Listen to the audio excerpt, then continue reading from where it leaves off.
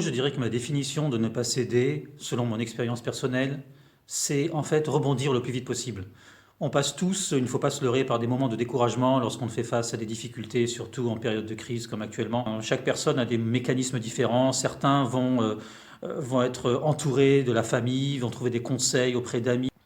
Pour certains, ça va être écouter des orateurs motivationnels, des motivational speakers, comme on dit en anglais, genre Anthony Robbins. Quand Covid est arrivé, j'étais sur le point de signer un contrat avec un client. Ça ne s'est pas fait. Découragement total pendant une certaine période, pendant quelques semaines, le temps de s'adapter, de s'ajuster.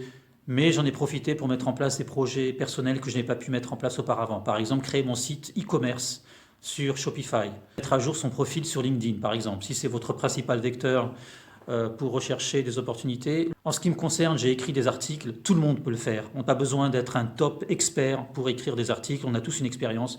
Même si on a 2 ans d'expérience, on a des choses à faire valoir et des choses à dire. Et c'est une manière très très efficace d'être encore plus visible. Autre chose que je recommande aux personnes, c'est d'aller voir les plateformes comme Upwork et Fiverr.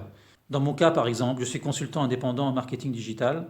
Ça m'a permis de trouver des petits clients sur des petits projets de quelques semaines. Et il y a bien sûr plein d'autres possibilités selon votre profil, selon vos compétences. En tout cas, bon courage à ceux qui sont dans une période difficile en ce moment.